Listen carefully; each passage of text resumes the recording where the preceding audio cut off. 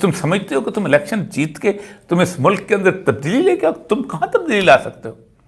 تمہارے بس میں ہو تو تم اپنے مخالف کی ہر شخص کی عورت کا اسی طرح مذاق اڑاؤ، اسی طرح اس کے ساتھ کرو۔ کس جرم میں 7 سال سزا دے؟ تمہیں نہیں پتا کہ فقہ کے اندر یہی چیز ہے کہ اگر عدت کے دوران اگر غلطی سے شادی ہو جاتی ہے تو اس کا دوبارہ نکاح پڑھ دیا جاتا ہے؟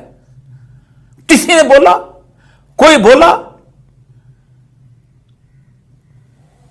کہ اس ملک کے زوال کے اوپر مہر ہے؟ اور یاد رکھو ایک بات بہت طے ہے کہ اللہ تعالیٰ کے ایک اصول ہے کہ جب معاشرے میں اس طرح کی بدی پھیل دے تو پوری کی پوری نسل کو بدل کر دیتا ہے اور اس کے ہاں دوسری نسل بات کر دیتا ہے، اور وہ نسل آ چکی ہے۔ اس نسل کے ہاں پرچم اور ہے، وہ نسل جو ہے وہ اللہ اس کے رسول کو واقعی مانتی ہے، اسی لیے وہ سمجھتی ہے کہ یہ تم لوگوں نے اب جو